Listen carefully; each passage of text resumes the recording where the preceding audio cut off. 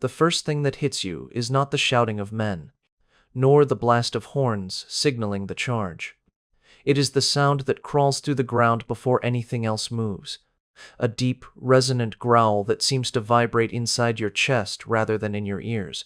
At first you think it is thunder or the rumble of distant chariots, but then the line of shields trembles, and for a split second, every soldier feels something ancient and instinctive waking beneath their ribs. Fear. Not of a man, not of an army, but of something that should not be on a battlefield. It bursts through the formation not like a soldier, but like a natural disaster given teeth and muscle. 70 kilograms of solid flesh, wrapped in hardened leather and studded metal spikes, moving with the speed and brutality of a creature that does not understand hesitation. It does not leap for the throat like a wolf would. It drives low, beneath shield and armor, straight into the belly, the center of life.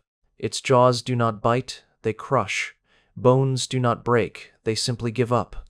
A veteran of 3 campaigns freezes, not because he has not seen death, but because he has just realized he is not in a battle. He is being hunted. The creature that would one day break shield walls and send seasoned warriors into silent panic did not begin its story in Rome.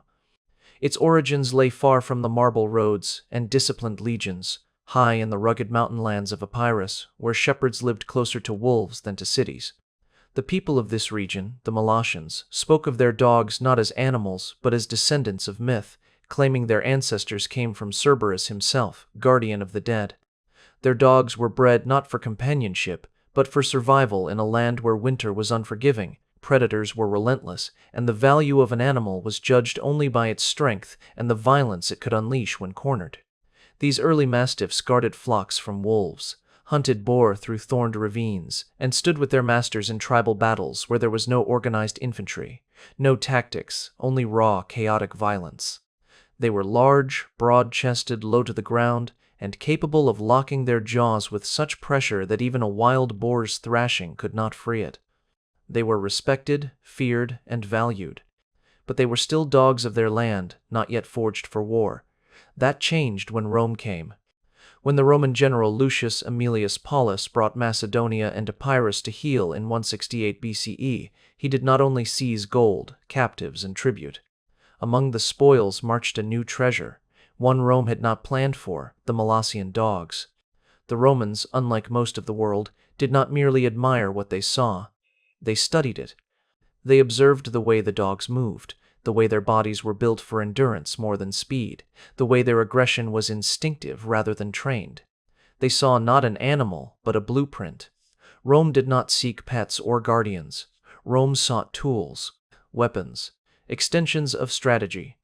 The Molossian dog was raw steel, unshaped, unrefined, capable of becoming something far more devastating if molded correctly.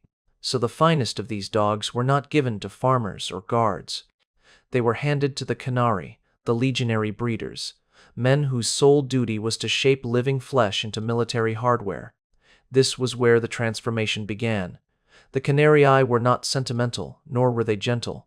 They approached breeding with the same logic and precision they might apply to forging swords.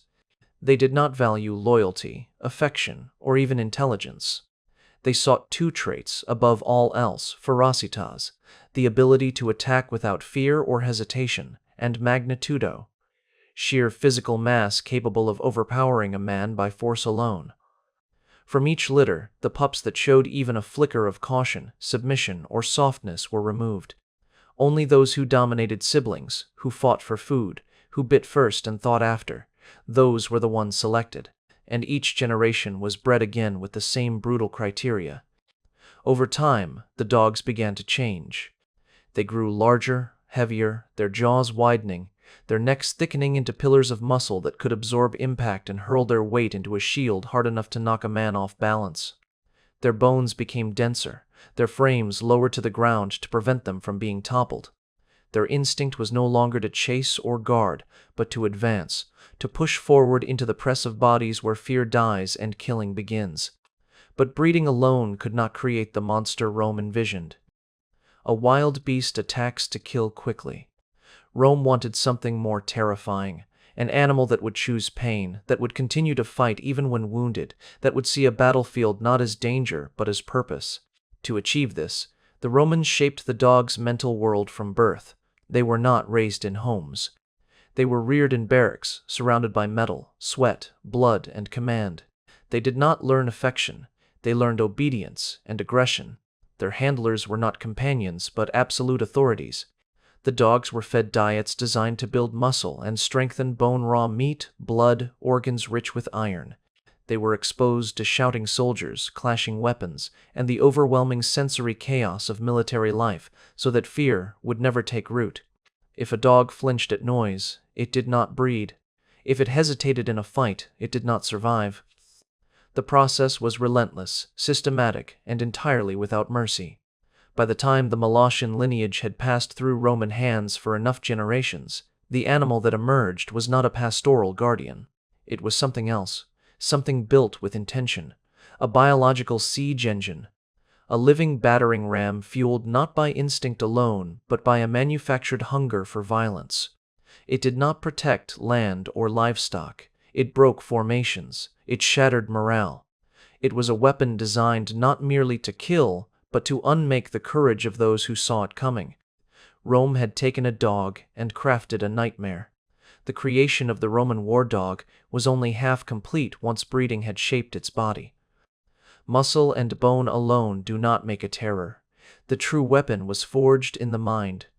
For the Romans understood something crucial. Instinct can be powerful, but instinct without direction is chaos, and chaos on a battlefield is death. So from the moment these dogs opened their eyes, the world they encountered was not the gentle world of play and curiosity that defines a normal puppyhood. It was a controlled environment of discipline, command, and conditioning. The kennels in the legionary camps were not quiet places. They were full of clamor. The clash of wooden training swords, the pounding of pilum drills, the shouts of centurions drilling recruits. The dogs grew up hearing the sound of war before they even understood what it meant. They learned early that human voices could command, that human footsteps could direct, and that the battlefield was not something to fear, but something familiar.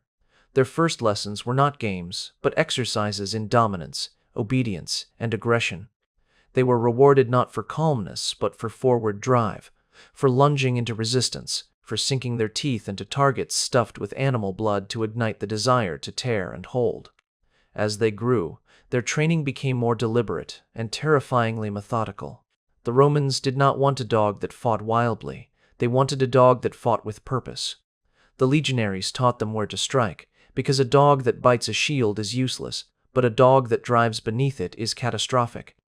Wooden shields wrapped in leather were held above them, and the dogs were drilled again and again to slide low, to throw their weight forward, to target the soft abdomen and inner thigh where armor could not protect. They learned to ignore pain, to keep their jaws locked even if struck. The soldiers would hit the training dummies, creating sudden noise and sudden threat, and the dogs were conditioned to treat that sound not as danger, but as a signal to attack harder. Their ears grew accustomed to the whistle of thrown javelins, the ring of swords colliding, the hollow echo of marching shields. Chaos became comfort, noise became hunger, violence became instinct, and then came the darkest part of their transformation, exposure to living fear. For Rome understood something deeply primal. A predator is not completed by muscle or instruction alone, it is completed by the memory of prey. So men condemned to death, criminals, prisoners of war, rebels, were thrown into controlled training pits with young dogs. The purpose was not to kill the man quickly. It was to teach the dog what a human looked like when he panicked, how his breath changed, how his body moved in desperation, how blood flowed from different kinds of wounds. The dog learned not just to attack, but to chase, to corner, to drag down, to relish the moment where the fight turned into helplessness. Compassion withered into instinct. Instinct sharpened into desire, and desire hardened into identity. A war dog did not simply obey orders. It felt its purpose. Yet there was one man the dog learned to recognize not through affection, but through absolute hierarchy, the mansuarius, its handler. This bond was neither tender nor sentimental. It was a relationship defined by dominance, clarity, and authority. The handler was the only being the dog would yield to. He fed it, trained it, disciplined it, and, if needed, controlled the explosive violence waiting beneath its ribs. The war dog did not love its handler. It feared disappointing him, feared disobedience more than death. This absolute chain of command made the dog useful, predictable, and deployable as part of a greater military machine. When the handler released the leash, the dog did not see the handler again in its mind. It saw only the target. Before battle, the training did not stop. The dogs were not fed.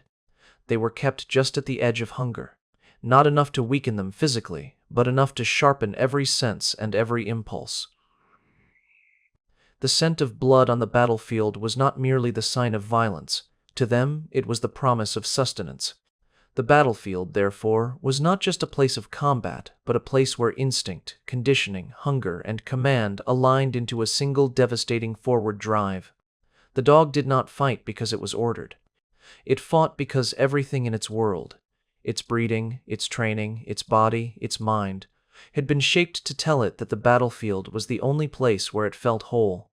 Rome had not simply trained an animal. Rome had programmed a living weapon.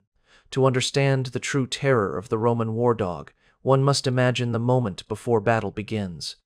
Two armies stand across an open field, both breathing the same cold air, both heavy with anticipation, both drawing confidence from the presence of their own warriors.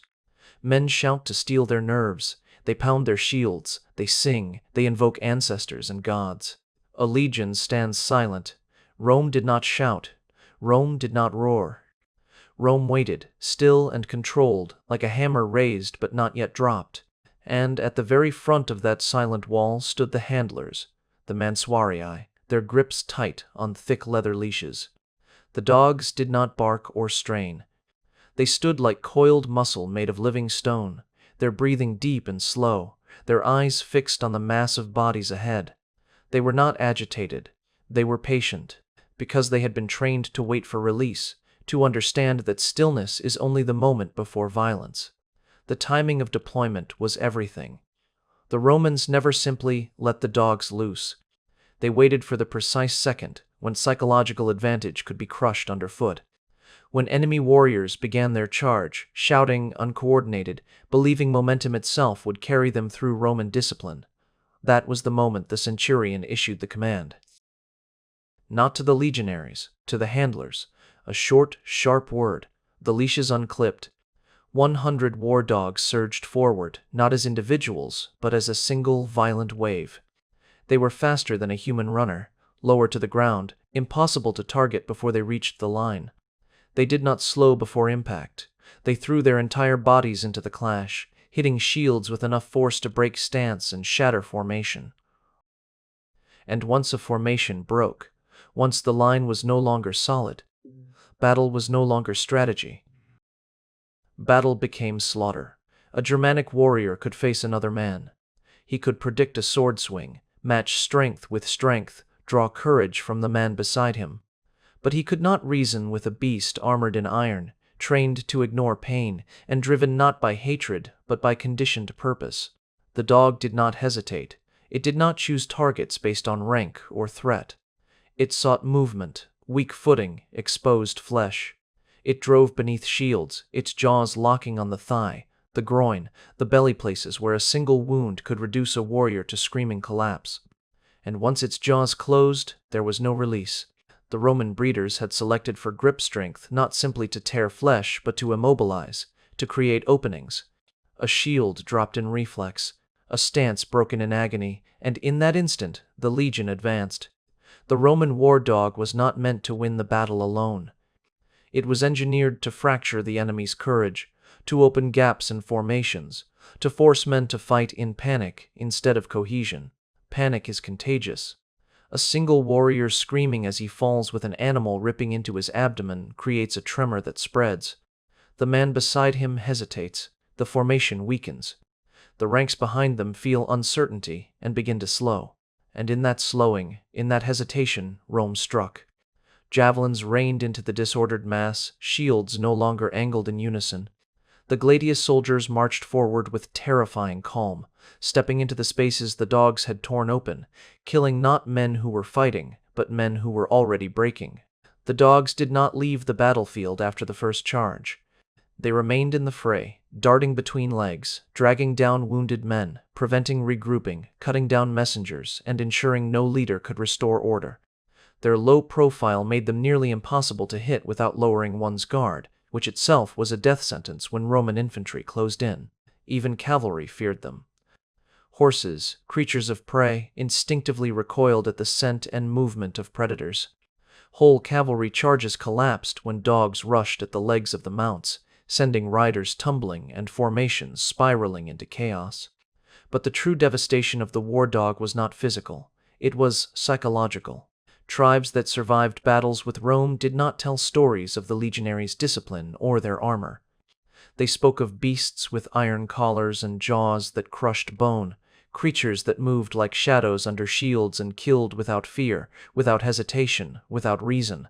They believed Rome had summoned monsters, that these were not animals but demons in the shape of dogs. Fear outlasted battles. Fear traveled farther than armies. Fear weakened enemies long before Rome arrived. Rome understood this better than any civilization before it. To break the enemy, you must first break the enemy's mind. The war dog was not simply a tool of violence. It was a weapon of terror, designed to make victory inevitable before swords ever crossed. The Romans never relied on brute force alone. They refined everything they used: swords, formations, siege engines, and the war dog was no different. Once the animal's mind had been shaped into a living instrument of violence, Rome turned its attention to protecting and enhancing the creature's killing potential. A soldier without armor was a casualty waiting to happen, and Rome understood that a war dog charging unprotected into the fray would be torn apart by the very chaos it was meant to unleash. So the dog was equipped deliberately, engineered like a piece of military hardware. The armor was not ornamental or symbolic. It was functional, cruel, and precise. The most distinctive piece was the collar. Not a simple band of leather, but a broad, thick ring reinforced with iron studs and curved spikes. These spikes were not meant to ward off wolves. They were designed to turn the dog's neck into a weapon. When the dog locked onto a man's flesh, the handler had trained it to shake its entire body, and each violent motion caused those spikes to tear deeper, widening the wound, turning a bite into an execution. The collar made the act of biting not only destructive, but unstoppable. Even if a warrior attempted to grapple the animal, to choke it or pull it away, the spikes tore into his hands, his forearms, his chest. The dog did not have to aim. The armor made the damage automatic. Then came the chest guard. The larica canina, boiled leather hardened in oil, layered and stitched, sometimes plated with bronze or small overlapping iron scales. The armor was light enough not to hinder movement, but strong enough to deflect sword slashes or dull the impact of a spear thrust. A warrior expecting the dog to be soft tissue found instead a barrier between his blade and the vital organs beneath. And because the dog was low to the ground, the angle of most strikes was desperate and awkward, giving the dog a moment to close in before the second blow could be struck. But the most feared modification did not protect the dog. It weaponized its entire movement.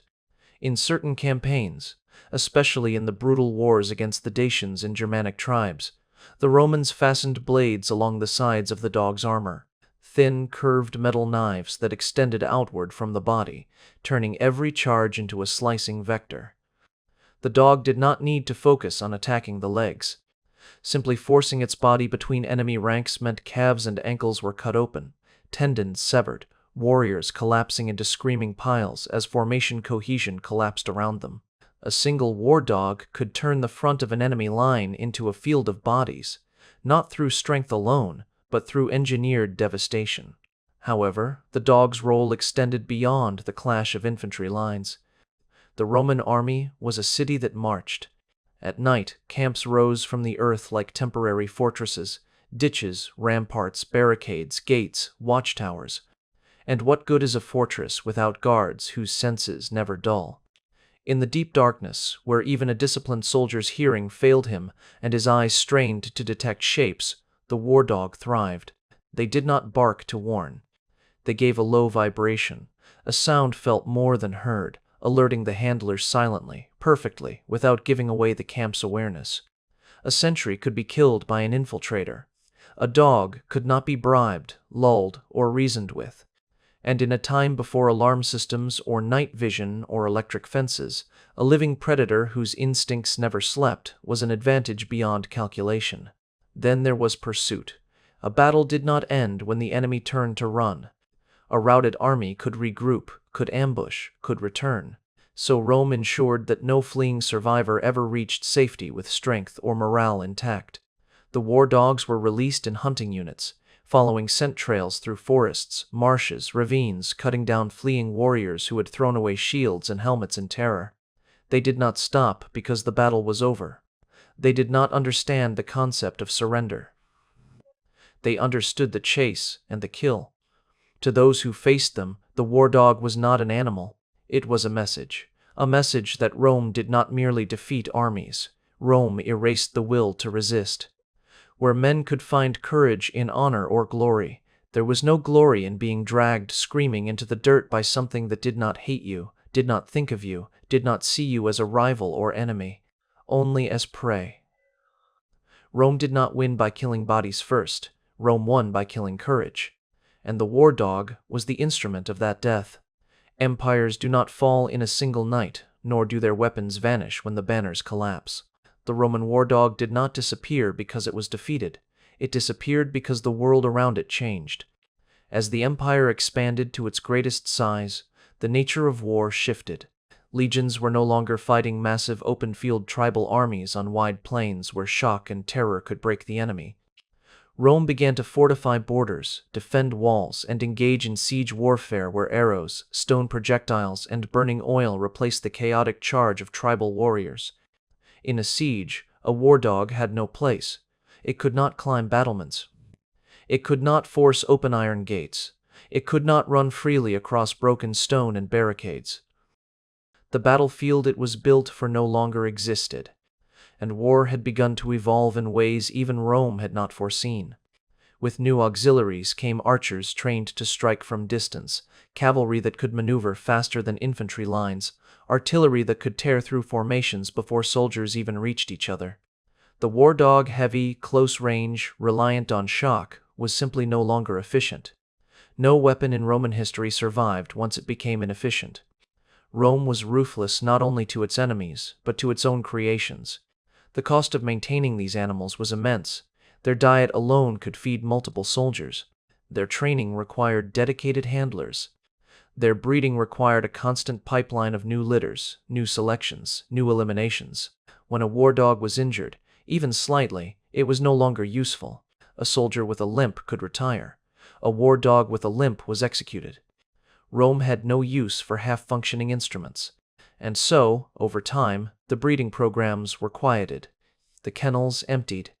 The canarii, those brutal craftsmen of flesh and instinct, found their roles reduced and eventually erased. The war dog did not die. It was simply set aside. But history has a habit of leaving echoes. When the Western Roman Empire finally collapsed in 476 CE, its armies did not simply dissolve. They fractured into tribes, kingdoms, warbands, and with them traveled not just weaponry and armor, but bloodlines. The Molossian war dog, once a terror of the battlefield, was now scattered across Europe.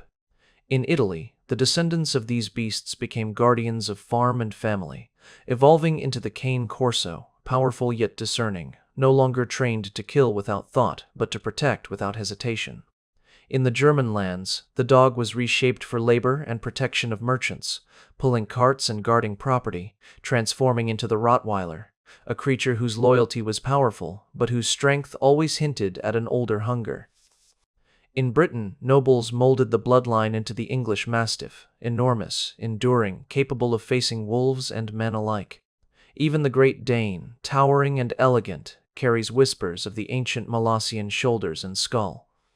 Yet the most horrifying echo did not come from farms, nor from noble halls, nor from quiet countryside estates. It appeared in the dark corners of humanity, in the places where violence was not defense, but entertainment. Across centuries, in pits and fighting rings, men bred dogs for ferocity, for bite strength, for the refusal to let go. repeating without knowing, or perhaps without caring, the exact method the Romans once used. Selection by aggression, rewarding the kill, eliminating the timid. The old memory of war resurfaced, not as a tool of empire, but as a mirror of human brutality. A reminder that we inherited the monster because we created it. The modern world tells itself that these dogs are different now, that they are gentle, trainable, loyal, and many are. But inside the muscle, inside the bone, inside the instinct that awakens only for a heartbeat, the coding of Rome remains. The command to advance, the refusal to retreat, the drive to hold and not release. We sleep beside shadows we do not recognize, because Rome did not just build weapons. Rome rewrote nature, and nature never forgets.